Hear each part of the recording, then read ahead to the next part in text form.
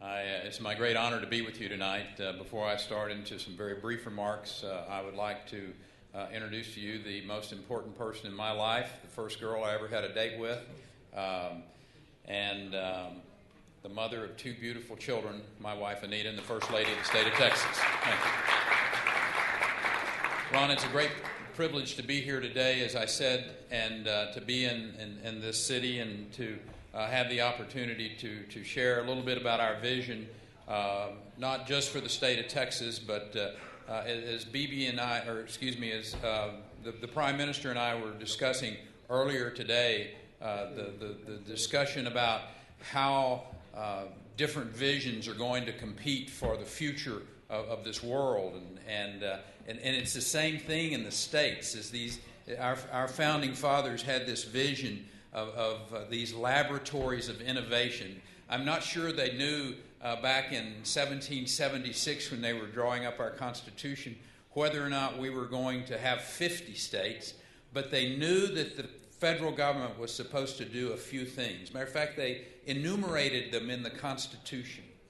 And then they said those things that the Constitution does not clearly tell the federal government what to do would be reserved for the states.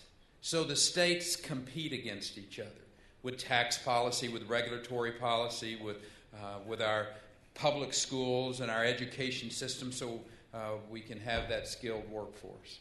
And over the last decade, I've had the great privilege to oversee and work with, be the CEO, if you will, of what would be about the 11th or 12th largest economy in the world if we were a standalone nation. And you know we were once. But the point is that those policies are not theory now.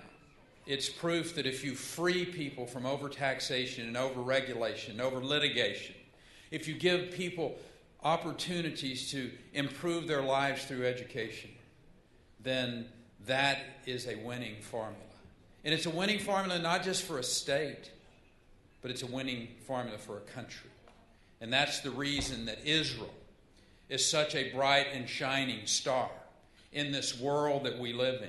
It's the reason that I'm here today, because Texas and Israel have an opportunity. We ask ourselves every day, Ron, how can we make a difference?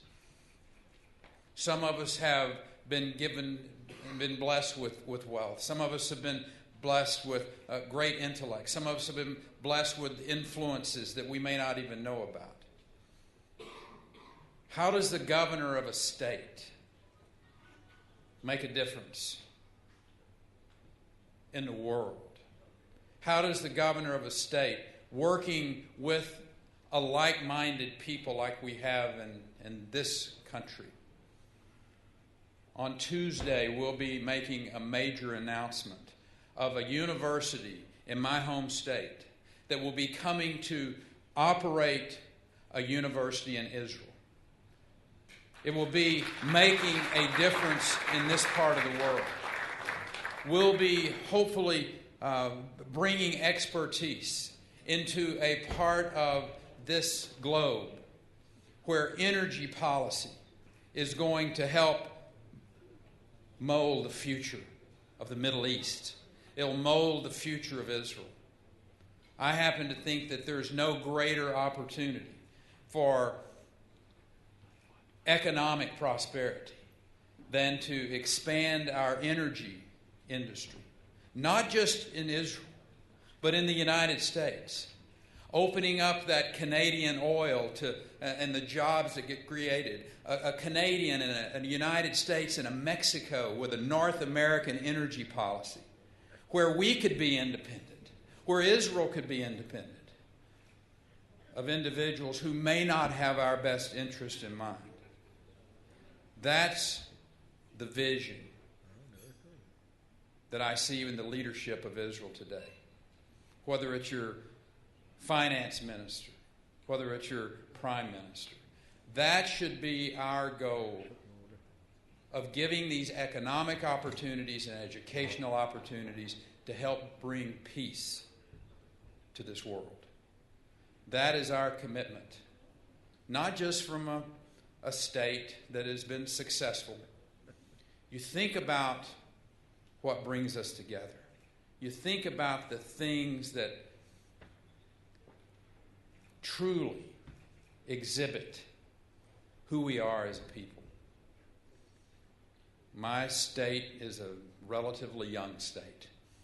Only joined the United States in 1845. That's almost current history in Israel. But you cannot understand who we are as a people. That revolution that was fought in Texas in 1836, where 178 individuals were surrounded by thousands of Mexican forces. And as they looked out upon that, they realized that their fate was going to be death. But the commander at the Alamo wrote that letter back, and he said that victory or death. You cannot think about that moment in Texas history, standing on the top of Masada, and not realize that Texas and Israel were meant to be partners. And that is why I stand here before you today as a proud partner with this country that has the economic, has the educational opportunities to bring peace to this part of the world, and in turn, if it does that, to the entire globe. It is a great privilege to be called a friend of Israel's. Thank you.